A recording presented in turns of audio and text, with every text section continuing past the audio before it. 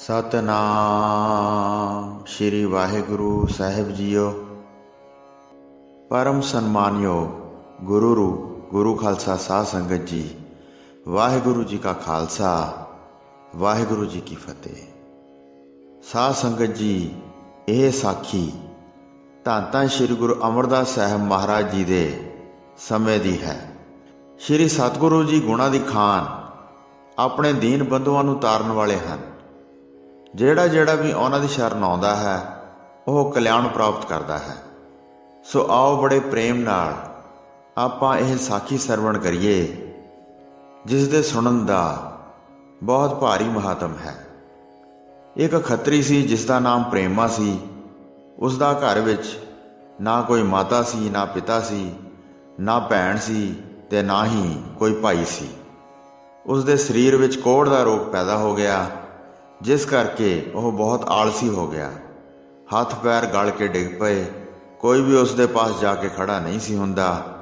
ਭਿਆਨਕ ਰੂਪ ਵੇਖ ਕੇ ਸਭ ਨੂੰ ਨਫ਼ਰਤ ਹੁੰਦੀ ਸੀ। ਅਨੇਕਾਂ ਮੱਖੀਆਂ ਉਸ ਨੂੰ ਚੰਬੜਦੀਆਂ ਰਹਿੰਦੀਆਂ ਸਨ। ਗਲ ਵਿੱਚ ਮਿੱਟੀ ਦਾ ਬਰਤਨ ਲਟਕਾਇਆ ਹੋਇਆ ਸੀ। ਉਸ ਦੇ ਪਾਸ ਕੋਈ ਵੀ ਆ ਕੇ ਖੜਾ ਨਹੀਂ ਸੀ ਹੁੰਦਾ। ਬੈਠ ਕੇ ਘਸੀਟ ਕੇ ਚੱਲਦਾ ਸੀ। ਕਈ ਲੋਕ ਦਇਆ ਕਰਕੇ ਉਸ ਦੇ ਮਿੱਟੀ ਦੇ ਭਾਂਡੇ ਵਿੱਚ ਰੋਟੀ ਪਾ ਦਿੰਦੇ ਸਨ। ਇਸ ਤਰ੍ਹਾਂ ਆਪਣਾ ਸਮਾਂ ਗੁਜ਼ਾਰਦਾ ਸੀ। ਦਿਨ ਰਾਤ ਦੁੱਖ ਪਾਉਂਦਾ ਸੀ। ਜਿਸ ਪਾਸ ਵੀ ਜਾਂਦਾ ਸੀ ਉਹੀ ਉਸ ਨੂੰ ਨਫ਼ਰਤ ਕਰਦਾ ਸੀ। ਉਸ ਨੂੰ ਕੋਈ ਵੇਖਣਾ ਵੀ ਪਸੰਦ ਨਹੀਂ ਸੀ ਕਰਦਾ। ਉਸੇ ਪ੍ਰੇਮੀ ਕੋੜੇ ਨੇ ਧੰਨ ਸ਼੍ਰੀ ਗੁਰੂ ਅਮਰਦਾਸ ਜੀ ਦੀ ਬਹੁਤ ਵੱਡੀ ਮਹਿਮਾ ਸੁਣੀ। ਜਿਵੇਂ ਜਨਮਾਂ ਦੇ ਗਰੀਬ ਨੂੰ ਕਲਪ ਬ੍ਰਿਛ ਮਿਲ ਗਿਆ ਹੋਵੇ। ਗੁਰੂ ਜੀ ਦੇ ਜਸ ਨੂੰ ਸੁਣ ਕੇ ਮਨ ਵਿੱਚ ਬਹੁਤ ਪ੍ਰਸੰਨ ਹੁੰਦਾ ਸੀ। ਜਿਵੇਂ ਸੂਮ ਨੂੰ ਬਹੁਤ ਵੱਡੇ ਧਨ ਦਾ ਖਜ਼ਾਨਾ ਮਿਲ ਗਿਆ ਹੋਵੇ। ਦਿਲ ਵਿੱਚ ਗੁਰੂ ਜੀ ਨਾਲ ਬਹੁਤ ਪ੍ਰੇਮ ਵੱਧ ਗਿਆ ਅਤੇ ਗੁਰੂ ਜੀ ਦਾ ਧਿਆਨ ਧਰ ਕੇ ਆਪਣੇ ਚਿੱਤ ਨੂੰ ਸ਼ਾਂਤ ਕਰਦਾ ਸੀ। ਜਦ ਪ੍ਰੇਮ ਦੀ ਉਮੰਗ ਉੱਠਦੀ ਤਾਂ ਉੱਚੀ ਉੱਚੀ ਪੁਕਾਰ ਕਰਦਾ ਸੀ। ਉਸ ਦੀ ਪੁਕਾਰ ਸੁਣ ਕੇ ਹਰ ਪ੍ਰਕਾਰ ਦੇ ਅਮੀਰ ਗਰੀਬ ਲੋਕ ਉਸ ਪਾਸ ਆਉਂਦੇ ਸਨ। ਜੋ ਵੀ ਮਨ ਵਿੱਚ ਆਉਂਦਾ ਸੀ ਪੁਕਾਰਦਾ ਸੀ। ਪ੍ਰੇਮ ਮਗਨ ਦੀ ਕੋਈ ਵੀ ਸਾਰ ਨਹੀਂ ਸੀ ਲੈਂਦਾ। ਰਾਗ ਕਵਿਤਾ ਨਾ ਬਾਣੀ ਜਾਣਦਾ ਸੀ। ਬਿਨਾਂ ਜਾਣਿਆ ਹੀ ਮੁਖ ਤੋਂ ਕਹਿ ਰਿਹਾ ਸੀ। ਦ੍ਰਿਸ਼ਟਾਂਤ ਵਜੋਂ ਕੁਝ ਅਣਘੜਤ ਜਿਹੇ ਵਾਕ ਇਸ ਤਰ੍ਹਾਂ ਕਹਿੰਦਾ ਸੀ। ਮੈਨੂੰ ਹੁਣ ਗਿਆ ਹੋਇਆ ਸਰੀਰ ਲੱਭ ਪਿਆ ਹੈ। ਹੇ ਜਹਾਨ ਵਾਲਿਓ ਸੁਣੋ, ਮੈਂ ਵੱਡੀ ਗੱਲ ਕਹਿੰਦਾ ਹਾਂ। ਗਿਆ ਹੋਇਆ ਸਰੀਰ ਮੈਂ ਫਿਰ ਲੱਭ ਲਿਆ ਹੈ। ਜਦ ਕਦੀ ਵੀ ਹਿਰਦੇ ਵਿੱਚ ਬਹੁਤ ਪ੍ਰੇਮ ਵੱਧ ਜਾਂਦਾ ਸੀ ਤਾਂ ਇਹੋ ਗਾਉਂਦਾ ਸੀ, ਗਿਆ ਸਰੀਰ ਲੱਭ ਪਿਆ ਹੈ। ਲੋਕ ਉਸ ਦੇ ਇਹ ਬੋਲ ਸੁਣ ਕੇ ਆਪਸ ਵਿੱਚ ਹੱਸਦੇ ਸਨ ਅਤੇ ਅਨਪਣੀ ਲਿਆ ਕੇ ਦਿੰਦੇ ਸਨ। ਸਤਿਗੁਰੂ ਜੀ ਦਾ ਸਿਮਰਨ ਕਰਦਾ ਸੀ ਅਤੇ ਦਿਲ ਵਿੱਚ ਚਾਹੁੰਦਾ ਸੀ ਕਿ ਕਿਸੇ ਤਰ੍ਹਾਂ ਬੜੇ ਉਮਾਹ ਨਾਲ ਗੁਰੂ ਜੀ ਦੇ ਦਰਸ਼ਨ ਪਾਵਾਂ। ਆਪਣੇ ਸਰੀਰ ਨੂੰ ਘੜੀਸ ਕੇ ਚੱਲਦਾ ਸੀ। ਪਲ ਪਲ ਪ੍ਰੇਮ ਸਰੂਪ ਪ੍ਰਿਤ ਪਾਲਦਾ ਸੀ। ਮਨ ਵਿੱਚ ਚਿਤਵਦਾ ਸੀ, ਮੈਂ ਗੁਰੂ ਜੀ ਦੇ ਦਰਸ਼ਨ ਪਾਵਾਂ, ਆਦ ਵਿਆਦ ਅਤੇ ਪਾਪਾਂ ਦੇ ਸਮੂਹ ਨੂੰ ਦੂਰ ਕਰਾਂ। ਜੋ ਗੁਰੂ ਜੀ ਦੇ ਰਾਹ ਵਿੱਚ ਨਿਮਰਤਾ ਨਾਲ ਮਿਲ ਕੇ ਚੱਲੇ, ਉਸ ਨੂੰ ਭੁਗਤੀ ਮੁਕਤੀ ਦਾ ਫਲ ਕਿਉਂ ਨਹੀਂ ਮਿਲੇਗਾ। ਬਹੁਤ ਦੇਰ ਬਾਅਦ ਸ਼੍ਰੀ ਗੋਇੰਦਵਾਲ ਸਾਹਿਬ ਚੱਲ ਕੇ ਆਇਆ। ਟਿਕਾਣੇ ਪਹੁੰਚ ਕੇ ਬਹੁਤ ਪ੍ਰਸੰਨ ਹੋਇਆ, ਜਿਵੇਂ 9 ਨਿਧੀਆਂ ਦਾ ਸੁੱਖ ਮਿਲ ਗਿਆ ਹੋਵੇ। ਸਤਿਗੁਰੂ ਜੀ ਦੇ ਦਰਬਾਰ ਅੱਗੋਂ ਭਾਰੀ ਸ਼ਰਧਾ ਧਾਰ ਕੇ ਧੂੜ ਲੈ ਲਈ। ਉਸ ਧੂੜ ਨੂੰ ਸਿਰ, ਮੂੰਹ ਅਤੇ ਸਾਰੇ ਸਰੀਰ ਨੂੰ ਮਲ ਲਿਆ ਅਤੇ ਕੁਝ ਦੇਰ ਉੱਥੇ ਬੈਠਾ ਰਿਹਾ। ਆਉਂਦੇ ਜਾਂਦੇ ਜਿਹੜੇ ਸਿੱਖ ਉੱਥੇ ਪੁੱਜਦੇ ਸਨ ਉਸ ਨੂੰ ਵੇਖ ਕੇ ਇਸ ਤਰ੍ਹਾਂ ਬਚਨ ਕਰਦੇ ਸਨ, ਕੋੜੀ ਗੁਰੂ ਜੀ ਦੇ ਦਰਸ਼ਨ ਨਹੀਂ ਪਾ ਸਕਦੇ। ਉਹੀ ਦਰਸ਼ਨ ਪਾ ਸਕਦਾ ਹੈ ਜਿਸ ਨੂੰ ਗੁਰੂ ਜੀ ਆਪ ਬੁਲਾਉਂਦੇ ਹਨ। ਇਹ ਸੁਣ ਕੇ ਉਸ ਦਾ ਚਿੱਤ ਦੁੱਖ ਨਾਲ ਆਤਰ ਹੋ ਗਿਆ। ਜੇ ਮੈਨੂੰ ਹੁਣ ਦਰਸ਼ਨ ਨਹੀਂ ਹੋਣਗੇ, ਮੇਰੇ ਇੱਥੇ ਆਉਣ ਦੀ ਮਿਹਨਤ ਵਿਅਰਥ ਜਾਵੇਗੀ। ਮੈਨੂੰ ਦੁੱਖਾਂ ਵਿੱਚ ਘੇਰੇ ਨੂੰ ਕੋਈ ਵੀ ਫਲ ਪ੍ਰਾਪਤ ਨਹੀਂ ਹੋਏਗਾ। ਮੈਂ ਬੁਰੇ ਭਾਗਾਂ ਵਾਲਾ, ਜਿੱਥੇ ਚਾਹ ਕੇ ਜਾਂਦਾ ਹਾਂ ਫਲ ਰਹਿਤ ਹੀ ਰਹਿੰਦਾ ਹਾਂ, ਕੁਝ ਵੀ ਪ੍ਰਾਪਤ ਨਹੀਂ ਕਰਦਾ ਹਾਂ। ਪਰ ਹੁਣ ਮੈਂ ਦਰਸ਼ਨਾਂ ਤੋਂ ਬਗੈਰ ਕਿਤੇ ਨਹੀਂ ਜਾਵਾਂਗਾ, ਭਾਵੇਂ ਮੈਂ ਇਸ ਥਾਂ ਹੀ ਕਿਉਂ ਨਾ ਮਰ ਜਾਵਾਂ। ਤਿਰਕਾਰ ਮੇਰਾ ਜੀਵਨ ਹੈ। ਹੁਣ ਪ੍ਰਾਣ ਛੱਡ ਜਾਵਾਂਗਾ ਅਤੇ ਗੁਰੂ ਜੀ ਦੇ ਸਥਾਨ ਤੇ ਹੀ ਪਿਆ ਰਹਾਂਗਾ। ਪ੍ਰੇਮ ਨੂੰ ਦ੍ਰਿੜ ਕਰਕੇ ਦਰਵਾਜ਼ੇ ਦੇ ਅੱਗੇ ਹੀ ਟਿਕ ਗਿਆ, ਸਾਹਮਣੇ ਬੈਠ ਗਿਆ। ਉਸ ਸਥਾਨ ਨੂੰ ਛੱਡਦਾ ਨਹੀਂ ਸੀ। ਗੁਰੂ ਜੀ ਪ੍ਰਤੀ ਵਿਸ਼ਾਲ ਪ੍ਰੇਮ ਧਾਰਨ ਕੀਤਾ ਹੋਇਆ ਸੀ। ਮੁਖ ਤੋਂ ਸਦਾ ਗੁਰ ਗੁਰ ਗੁਰ ਉਚਾਰਨ ਕਰਦਾ ਸੀ। ਕਦੀ ਕਦੀ ਉੱਚੀ ਸੁਰ ਵਿੱਚ ਗਾਉਂਦਾ ਸੀ। ਆਉਂਦੇ ਜਾਂਦੇ ਸਾਰੇ ਸਿੱਖ ਸੁਣਦੇ ਸਨ। ਗਾਉਂਦਾ ਸੀ, ਗਿਆ ਸਰੀਰ ਲੱਭ ਪਿਆ ਹੈ। ਉੱਚੀ ਉੱਚੀ ਬੋਲ ਕੇ ਗੁਰੂ ਜੀ ਨੂੰ ਸੁਣਾਉਂਦਾ ਸੀ। ਲੋਕ ਸੁਣ ਕੇ ਉਸ ਪਾਸ ਖੜੇ ਹੋ ਜਾਂਦੇ ਸਨ। ਕਹਿ ਕੇ ਫਿਰ ਉਸ ਤੋਂ ਗਾਇਨ ਕਰਵਾਉਂਦੇ ਸਨ। ਮਨੁੱਖਾਂ ਦੇ ਕਹਿਣ ਉੱਤੇ ਬਾਰ-ਬਾਰ ਗਾਉਂਦਾ ਸੀ। ਦਰਸ਼ਨਾਂ ਦੀ ਚਾਹਤ ਲੈ ਕੇ ਦਿਨ ਰਾਤ ਬਤੀਤ ਕਰਦਾ ਸੀ। ਪਿਛਲੇ ਜਨਮ ਵਿੱਚ ਮੈਂ ਮਹਾਪਾਪ ਕੀਤੇ ਸਨ, ਜਿਸ ਕਰਕੇ ਆਦ ਵਿਆਹ ਦਾ ਦੁੱਖ ਸਹਿਣਾ ਪਿਆ ਹੈ। ਸਾਰਾ ਜੱਗ ਨਿਤ ਗੁਰੂ ਜੀ ਦੇ ਦਰਸ਼ਨ ਕਰਦਾ ਹੈ, ਮੈਨੂੰ ਮਿਲਦੇ ਨਹੀਂ। ਮੇਰਾ ਚਿੱਤ ਤਰਸ ਰਿਹਾ ਹੈ। ਇਸ ਤੋਂ ਚੰਗਾ ਹੋਰ ਕੋਈ ਥਾਂ ਨਹੀਂ ਹੈ। ਕਦੀ ਤਾਂ ਮੇਰੇ ਪਾਪਾਂ ਦਾ ਨਾਸ ਹੋਵੇਗਾ।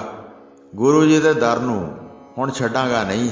ਦੁੱਖ ਵਿੱਚ ਜਾਂ ਜਿਉਂਦਾ ਮਰਿਆ ਮੈਂ ਉਹਨਾਂ ਦੀ ਸ਼ਰਨ ਵਿੱਚ ਰਹਾਂਗਾ। ਇਸ ਤਰ੍ਹਾਂ ਵਿਚਾਰ ਕਰਦਾ ਸੀ। ਲੋਕ ਆਉਂਦੇ ਸਨ ਤੇ ਉਸ ਪਾਸੋਂ ਉਸ ਤਰ੍ਹਾਂ ਕਹਾਉਂਦੇ ਸਨ। ਦਇਆ ਕਰਕੇ ਉਸ ਨੂੰ ਅੰਨ ਪਾਣੀ ਦਿੰਦੇ ਸਨ। ਗੁਰੂ ਜੀ ਦੇ ਦਰਸ਼ਨਾਂ ਵਾਸਤੇ ਪ੍ਰੇਮ ਧਾਰ ਕੇ ਬੈਠਾ ਰਹਿੰਦਾ ਸੀ। ਕਈ ਵਾਰੀ ਜਦ ਦੁੱਖ ਅਤੇ ਪ੍ਰੇਮ ਵੱਧ ਜਾਂਦਾ ਸੀ ਤਾਂ ਉਹ ਬੋਲਦਾ ਬੋਲਦਾ ਧਰਤੀ ਤੇ ਡਿੱਗ ਪੈਂਦਾ ਸੀ। ਰੋਂਦਾ ਹੋਇਆ ਉੱਥੇ ਪਿਆ ਰਹਿੰਦਾ ਸੀ। ਗੁਰੂ ਜੀ ਦੇ ਦਰਸ਼ਨਾਂ ਨੂੰ ਬਹੁਤ ਜ਼ਰੂਰੀ ਸਮਝਦਾ ਸੀ। ਇਸ ਤਰ੍ਹਾਂ ਦੁਖੀ ਨੂੰ ਵਿਆਕੁਲ ਹੋਇਆ ਵੇਖ ਕੇ ਸਿੱਖ ਦਇਆ ਕਰਕੇ ਚਿੱਤ ਵਿੱਚ ਪਸੀਜ ਗਏ। ਉਹਨਾਂ ਨੇ ਗੁਰੂ ਜੀ ਦੇ ਅੱਗੇ ਬੇਨਤੀ ਕੀਤੀ। ਇੱਕ ਕੋੜੀ ਹੈ ਜਿਸ ਦੇ ਸਰੀਰ ਨੂੰ ਭਾਰੀ ਦੁੱਖ ਲੱਗਾ ਹੋਇਆ ਹੈ। ਆਪ ਜੀ ਦੇ ਦਰਬਾਰ ਤੇ ਪਿਆ ਰਹਿੰਦਾ ਹੈ ਤੇ ਗੀਤ ਗਾ ਕੇ ਸਾਰਿਆਂ ਨੂੰ ਹਸਾਉਂਦਾ ਰਹਿੰਦਾ ਹੈ।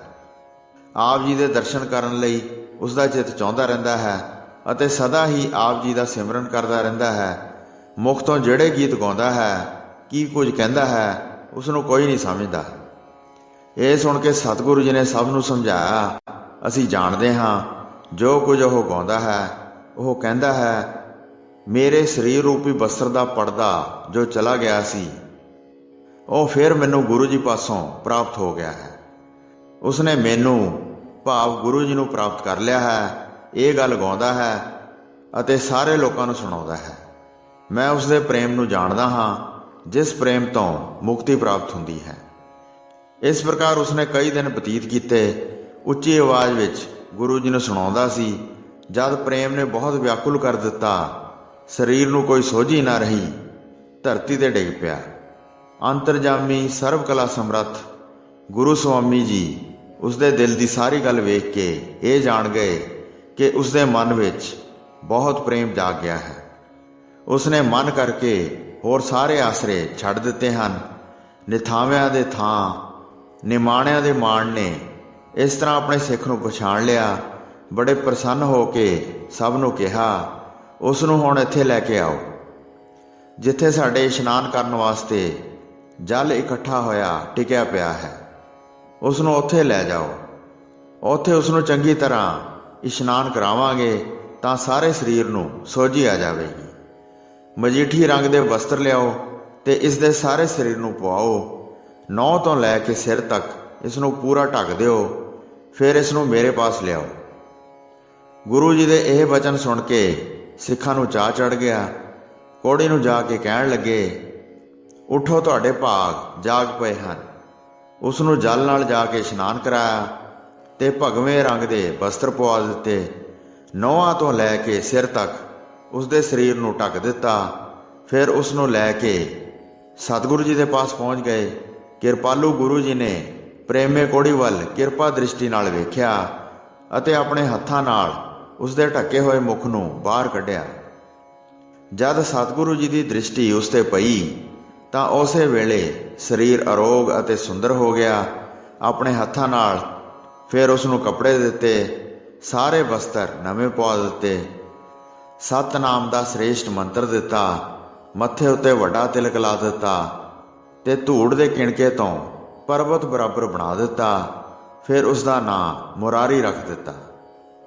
ਸਭ ਵਿੱਚ ਗੁਰੂ ਜੀ ਨੇ ਬਚਨ ਕੀਤੇ, ਜੇ ਕਿਸੇ ਦੇ ਘਰ ਪੁੱਤਰੀ ਹੈ ਤਾਂ ਮੇਰੀ ਆਗਿਆ ਨਾਲ ਇਸ ਨਾਲ ਵਿਆਹ ਦਿਓ, ਉਹ ਲੋਕ ਪਰਲੋਕ ਵਿੱਚ ਆਨੰਦ ਲਵੇਗੀ। ਸ਼ੀਹਾਂ ਉੱਪਰ ਉੱਚ ਕੁੱਲ ਵਾਲਾ ਖੱਤਰੀ ਸੀ। ਉਸਨੇ ਉੱਠ ਕੇ ਹੱਥ ਜੋੜ ਕੇ ਬੇਨਤੀ ਕੀਤੀ, ਵਰ ਨੂੰ ਪ੍ਰਾਪਤ ਹੋਣ ਵਾਲੀ ਮੇਰੇ ਘਰ ਇੱਕ ਕੰਨਿਆ ਹੈ। हे ਪ੍ਰਭੂ ਜੀ, ਮੇਰੀ ਕੰਨਿਆ ਦਾ ਇਸ ਨਾਲ ਵਿਆਹ ਕਰ ਦਿਓ। ਭਾਈ ਸ਼ੀਹਾਂ ਇਸ ਤਰ੍ਹਾਂ ਕਹਿ ਕੇ ਆਪਣੀ ਇਸਤਰੀ ਦੇ ਪਾਸ ਆਇਆ। ਉਸ ਦੀ ਇਸਤਰੀ ਖੋਟੀ, ਲੜਾਕੀ ਅਤੇ ਕਠੋਰ ਸੁਭਾਅ ਵਾਲੀ ਸੀ। ਗੁਰੂ ਜੀ ਨਾਲ ਕੀਤੀ ਗੱਲਬਾਤ ਬਾਰੇ ਭਾਈ ਸ਼ੀਹੇ ਨੇ ਉਸ ਨੂੰ ਨਾ ਦੱਸਿਆ ਤੇ ਹਰ ਗੱਲ ਕਹਿ ਕੇ ਟਾਲ ਦਿੱਤੀ। ਭਾਈ ਸ਼ੀਹੇ ਨੇ ਆਪਣੀ ਇਸਤਰੀ ਨੂੰ ਕਿਹਾ, ਤੇਰੇ ਬਾਰੇ ਸਤਿਗੁਰੂ ਜੀ ਨੇ ਬਚਨ ਕੀਤੇ ਹਨ ਕਿ ਸਾਰਾ ਦਿਨ ਲੰਗਰ ਵਿੱਚ ਜਾ ਕੇ ਟਹਿਲ ਸੇਵਾ ਕਰੋ। ਭਾਈ ਸ਼ੀਹੇ ਦੀ ਪਤਨੀ ਜਦ ਆਪਣੇ ਪਤੀ ਦੀ ਗੱਲ ਸੁਣ ਕੇ ਲੰਗਰ ਵੱਲ ਚਲੀ ਗਈ ਤਾਂ ਭਾਈ ਸ਼ੀਹਾਂ ਆਪਣੀ ਲੜਕੀ ਨੂੰ ਲੈ ਕੇ ਗੁਰੂ ਜੀ ਦੇ ਪਾਸ ਚਲਾ ਗਿਆ। ਉਸੇ ਵੇਲੇ ਮੁਰਾਰੀ ਨੂੰ ਸਾਕ ਕਰ ਦਿੱਤਾ ਅਤੇ ਬੜਾ ਪ੍ਰੇਮ ਧਾਰਨ ਕਰਕੇ ਉਸ ਨਾਲ ਫੇਰੇ ਦੇ ਦਿੱਤੇ। ਗੁਰੂ ਜੀ ਨੇ ਵੀ ਫੌਰਨ ਉਹਨਾਂ ਨੂੰ ਭੁਗਤੀ ਮੁਕਤੀ ਦੇ ਦਿੱਤੀ। ਐਸੇ ਗੁਰੂ ਜੀ ਦਾ ਜਿਹੜੇ ਸਿਮਰਨ ਨਹੀਂ ਕਰਦੇ ਉਹ ਮਤਹੀਨ ਹਨ। ਨਰਕ ਦੇ ਲਾਇਕ ਜੀਵ ਨੂੰ ਦੇਵਤਾ ਬਣਾ ਦਿੱਤਾ। ਉਸ ਦਾ ਅਜਿਹਾ ਅਦਭੁਤ ਸੁੰਦਰ ਰੂਪ ਬਣਾ ਦਿੱਤਾ।